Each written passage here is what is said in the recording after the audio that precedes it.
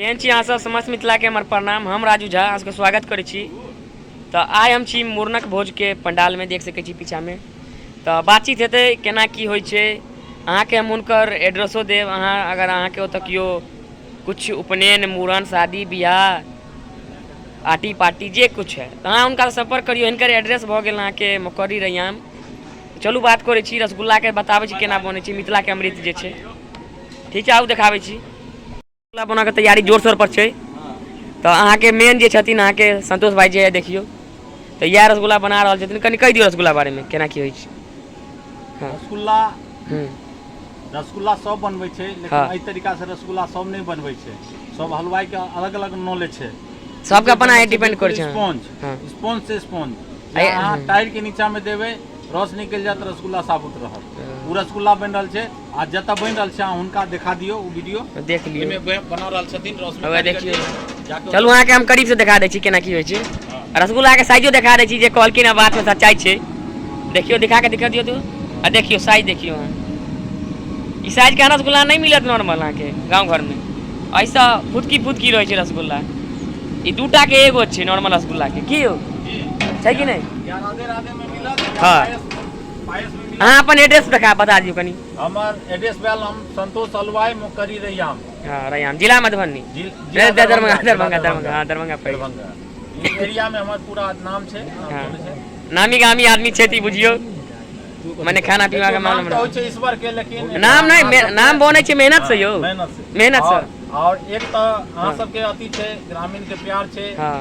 Support कऽ दै छै आदमी खोजे छै। देखियो अहाँ बना के दै छियै बढ़िया से, तकरे ना अहाँ के क्यों बजाबै है। अहाँ जे खराब बनैतियै तऽ नहीं ने बजाते।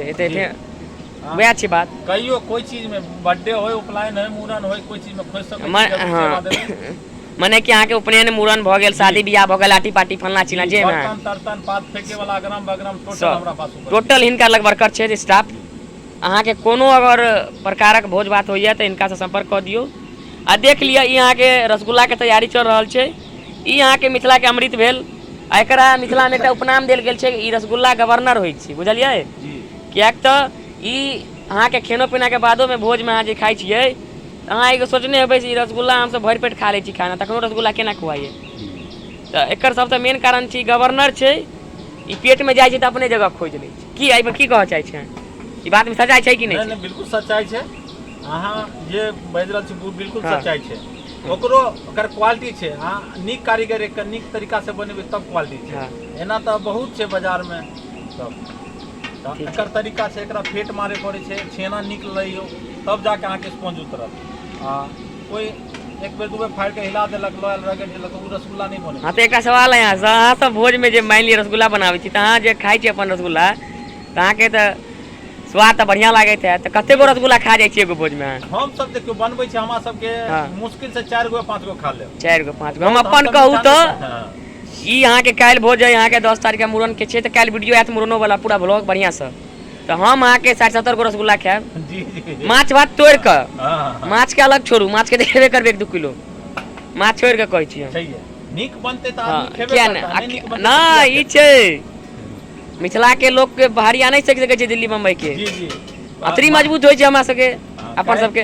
काल्हि छै 3 क्विंटल मछली छै। हां देखियो, काल्हि अहाँ के बढ़िया से मछलियो वाला ब्लॉग आयत। अहाँ के मिथिला के इतिहास में पहिना बेर एहन भोज भ रहल है गांव लोक, वो मछली 3 क्विंटल आबि रहल छै। 11 गो सब्जी छै, 3 क्विंटल मछली छै, बताओ बड़ी छै। आप की चाहिए इन भोज अहाँ के देखने छियै कहियो? बताओ हमरा कमेंट कर। 3-4 प्रकार के रसगुल्ला रहबे करते, उजरा छै खाली। हाँ, उजरे रसगुल्ला छै ना, गुलाब जामुन रहते, गुलाबो जामुन रहते। बा आप की एहन भोज अहाँ देखने छियै कतौ? बताओ। ई 3 क्विंटल माछ वाला आइटम छै। हां, ई भोज लागे हमरा पहिना नीक आदमी एतऽ पहुंचथिन। माने कि यहाँ का नेता भ गेलखिन। ई यहाँ के देखियो रोशन भाईजी भेलखिन, अवधेश मिश्रा हमरा सबके भाईजी लगथिन। ई यहाँ के गांव घर के युवा नेता छथिन, माने हाँ नीक आदमी छथिन, समाज सेवी छै, बहुत नीक आदमी छै। देखियो लालू चाह एलखिन। लालू चाह कुछ कहियो ई भोज बारे में, भोज बारे में कहियो। एक नंबर। हां, काल्हि के की प्लान छै? त माछ भात सलाद, दही चीनी पापड़, रसगुल्ला गुलाब जामुन कहियो तेगो रसगुल्ला गुलाब जामुन छै। हां, कहने छियै गोलिया बे छियै उहे वाला छै। हां, जे बात तो ये भोज के चर्चा चल रहा है अभी, तैयारी जोर शोर से भोज काल भोज उपनयन के मूड़न के देख सके छी। बर्तन बासन यहाँ के हिनके छै संतोष भाई जी के देख सके छी यहाँ के आदमी सब छै। ई भ गए या में यहाँ के बन रहा है खाना। एक बार यहाँ के लास्ट फिर से रसगुल्ला के साइज दिखा दी छी बढ़िया से, कनी बढ़िया से दिखा दिए। अरे देखियो निकल है यहाँ के ही 4टा रसगुल्ला गिन के। हाँ निकाल भाई।